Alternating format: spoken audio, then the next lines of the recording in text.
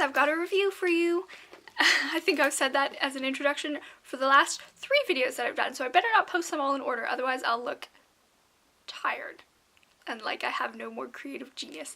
Anyway, this time it is Whispers of War. Now this is a book from the Dear Canada series, which has long been a popular sort of historical fiction series, all based off of true events, so fiction.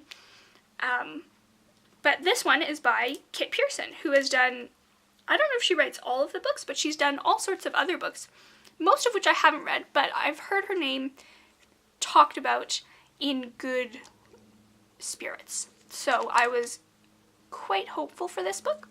The one that I picked up of the Dear Canada, truthfully, I went for the one that was the smallest because I was already taking out like 20 books at the library and I was like, oh my god, I can't read all of these. So I was looking for something skinny. And the smallest one happened to be The War of 1812, which is kind of ironic because the War of 1812 was kind of short and also not entirely interesting. And that was reflected in the diary. So I'll back up. This book is in diary format.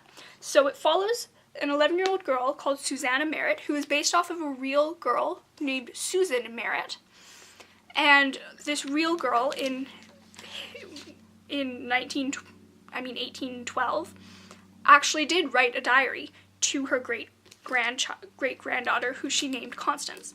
So this book is very, very closely based off of those true events, which I thought was really, really, really interesting. I really enjoyed the authenticity of this book. So it's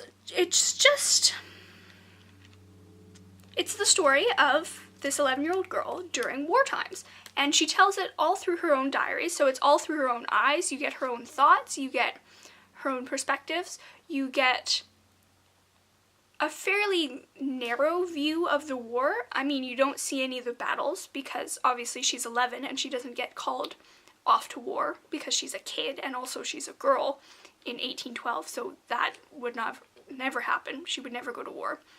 So her view of the war is sitting in her rooms, worrying about her family that's either A, off at war, which is her brother and father, B, off living somewhere else, remote, where they can't contact them, which is her sister Caroline. There's a Catherine and a Caroline. I seem to sometimes get them mixed up. I think her name is Caroline. Or C, living at home and might be faced with either not having enough food because the man is not there to provide for them, or just trying to run the household in the absence of some of their family. So that is her view of the war. It is not very diverse or eclectic. It's really, really narrow, and it's definitely just one girl's perspective. Although I'm sure lots of children would have had the same experience, so you can't discount it, obviously. I just thought it was something to keep in mind while reading it, is that there's lots of different perspectives of the war. And one perspective which I thought they should have included and they didn't was the perspective of the Native Americans. Because in this war was basically a trade dispute, border dispute type thing with roots from the Napoleonic era and basically between Britain and the United States. And since Upper Canada at that point was still split into Upper Canada and Lower Canada being French, Upper Canada being British colony. So everyone living in Upper Canada swore an oath to the king and was basically under British rule. So a lot of the Upper Canadians, especially in this book, all of the Upper Canadians had been previously American and had immigrated to Upper Canada. So, that being said, that made their allegiances quite blurry. A lot of people weren't sure whether they should be fighting for British because they lived in Canada now, or whether they should be fighting for their native country. So Susanna Merritt tells the story of all that she sees around her with all these people who are not sure who to fight for, really. And that's basically the main conflict of the story. I mean, obviously there's other conflicts, but that is the main one. Anyway, back to the Native Americans. I started talking about them and then forgot about them. The Native Americans were really badly treated in this war, and there was lots of alliances between them and the Canadians, and they barely are mentioned in the book at all. And especially they are not mentioned about how crucial they were to the absence of bloodshed in the war.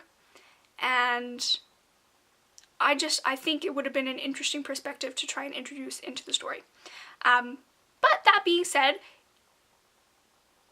it made me really curious about the facts of the war. I wanted to go and read more. I wanted to see what it really was about. I was curious. I was really, after reading this one girl's perspective, I was really curious about sort of the rest of the war and the bigger picture. I wanted to piece all of these puzzles together and see what it was like. So I thought the book was really valuable for that, especially if I was a young kid and I was reading it, and then I would have this relatable girl to put a face to the War of 1812. I'd be like, oh, the War of 1812, that was one with Susanna Merritt, and so all these things. I thought, so this book had a lot of good things going for it. I'll try and summarize the good things. I liked that it made me really curious. I liked that it gave a face to the war, sort of a way you can relate to the war really easily, especially as a kid. I liked the language use in the book. I haven't talked about this yet, but they used very traditional language. They used words like, let's see if I can find something. Blah, blah, blah. This is a diary, and she says, "As he galloped off, my tears erupted." Now, you don't think an 11-year-old kid would ever write something like that. Now, he instructed me to, I was delighted, So it was quite a historical experience, I guess. So I liked that. And then the things I didn't like about it were that it was a narrow perspective of the war. It was only one girl who didn't see any of the battles, who barely even told the story of any of the battles. I think she talked about one of them at one point, and that was just because her dad sent a letter to them. Anyway, and I didn't like that they didn't really talk about the Native American role in the war. But all in all, I think it was a really valuable read, and I definitely will try another Dear Canada book, perhaps one that's a little bit more interesting than the War of 1812. Yeah. Next time I'll try a World War II or something really, really intrepid like that. Yes. Anyway, that's all for now. I'll see you guys next time.